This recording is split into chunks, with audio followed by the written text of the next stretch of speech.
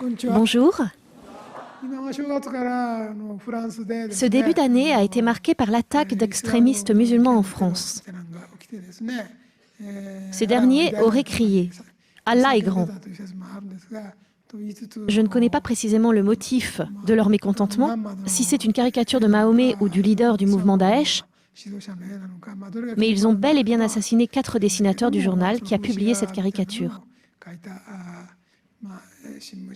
Plus de 10 personnes ont été assassinées en tout, plongeant la France dans une alerte rouge au lendemain du Nouvel An et assénant ces ondes de choc au monde entier.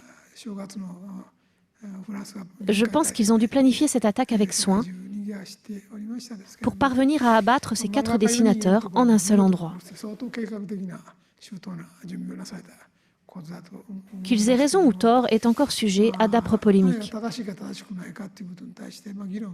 Du point de vue des valeurs occidentales, le plus important est de protéger la liberté d'expression, qu'il s'agisse de ces caricatures ou d'opinion. Tout contrevenant est signalé comme un ennemi de la liberté. Et l'Occident est prompt à critiquer de tels actes de terrorisme. Par ailleurs, ceux qui se reconnaissent comme musulmans sont remplis d'amertume et ne peuvent pas pardonner les représentations plutôt satiriques de Mahomet ou de quelqu'un qui est probablement le leader de l'État islamique. Voici ce que nous devons clairement conserver à l'esprit en ce qui concerne l'attaque terroriste en France. De grands journaux japonais ont fait ressortir ces titres de leurs éditoriaux.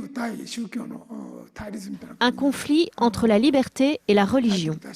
Certains semblaient aller jusqu'à nous interroger. La liberté ou la religion? Comme si un conflit devait opposer les deux. Pourtant, il me semble que l'année dernière, Ryoko Shaku, le chef du parti de la réalisation du bonheur, n'a eu de cesse d'aspirer à ce que le Japon devienne un grand pays de liberté. Vous vous en souvenez? Il semble donc que la religion japonaise soit différente de cette approche. Notre parti politique religieux aspire à ce que le Japon devienne un grand pays de liberté, mais en France et en Occident, on parle de l'islam qui ose s'en prendre à la liberté.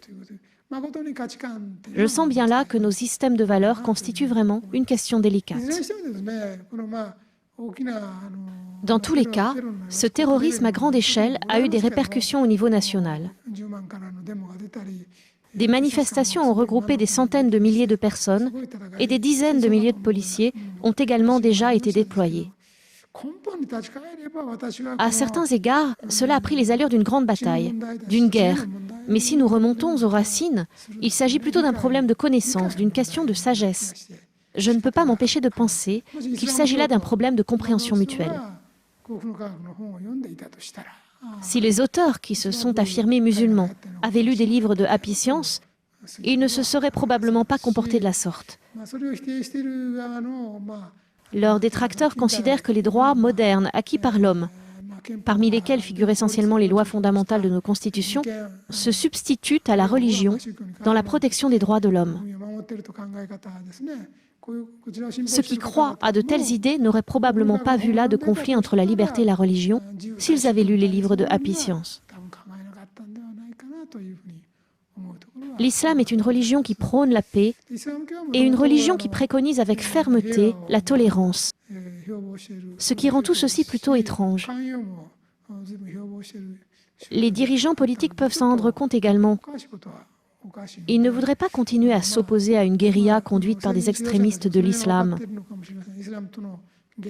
C'est pourquoi ils affirment distinguer l'islam des actes terroristes commis par ces fanatiques.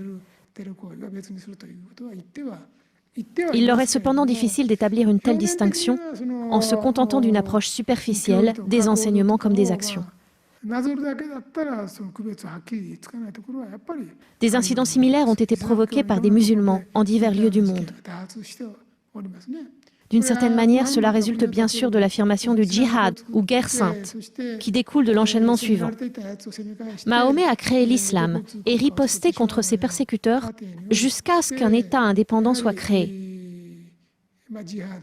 Tout va bien lorsque quelqu'un peut évaluer si cette guerre a été juste. Mais quand nul n'est présent pour arbitrer, tout devient confus. Et l'on voit apparaître ceux qui ne pensent qu'à leur propre intérêt.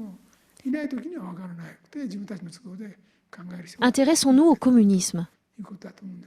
Au Japon, les communistes parlent beaucoup de pacifisme, mais ils prônent la révolution par la violence et prétendent qu'une révolution naît du canon d'un fusil. Les communistes n'hésitent pas à recourir à la violence ou à assassiner comme autant de moyens requis pour l'accomplissement d'une révolution. Bien que les communistes du Japon se prétendent radicalement différents, des similitudes existent entre le communisme et l'islam.